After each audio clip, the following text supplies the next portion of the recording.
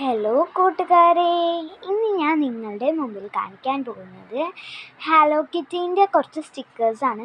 അതേപോലത്തെ സ്റ്റിക്കേഴ്സാണ്. പിന്നെ കുറച്ച് പിക്ചേഴ്സൊക്കെ നമ്മൾ വരച്ച് സെറ്റാക്കി വെച്ചിട്ടുണ്ട്. അപ്പം നമുക്ക് നേരെ വീഡിയോയിലേക്ക് പോവാം. അപ്പോൾ ഹലോ കിറ്റീൻ്റെ തീമിലാണ് നമ്മളിത് ചെയ്യുന്നത്.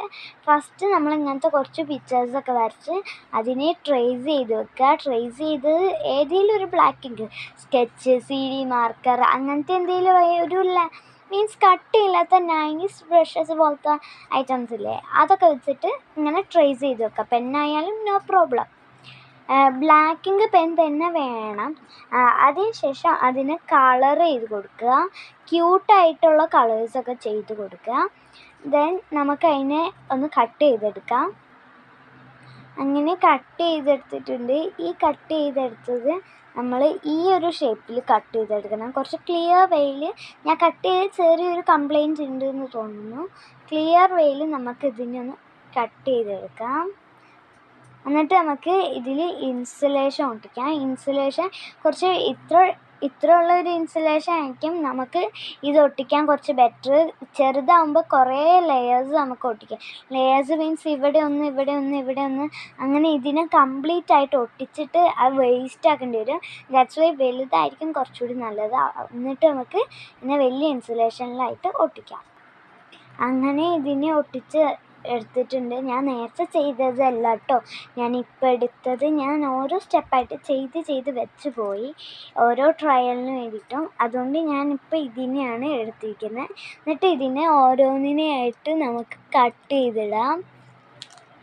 ഫസ്റ്റ് ഒരു വലിയ കിറ്റുണ്ട്. ആ കിറ്റിനെ തന്നെ തുടക്കത്തിൽ നമ്മൾ കട്ട് ചെയ്യുന്നുണ്ട്.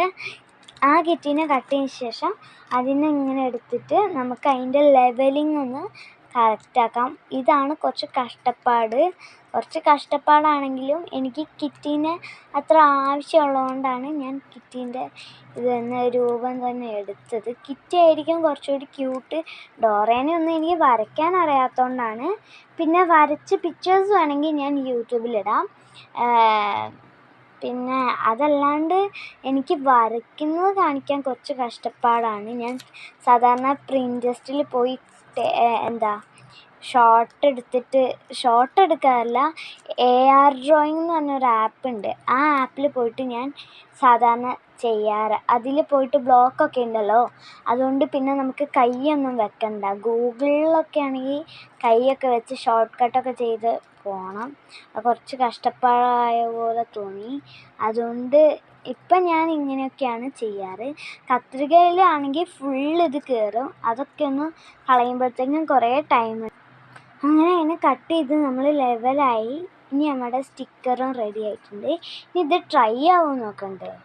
പിന്നെ ചെയ്യുമ്പോൾ എല്ലാവരും ഒരു കാര്യം ശ്രദ്ധിക്കുക, ഇങ്ങനെ ഇൻസുലേഷൻ കട്ട് ചെയ്യുമ്പോൾ അതിൻ്റെ സൈഡിൽ കുറച്ചീച്ച വേണേ. അതില്ലെങ്കിൽ ഇത് പാളിപ്പോവും നമ്മുടെ സ്റ്റിക്കർ.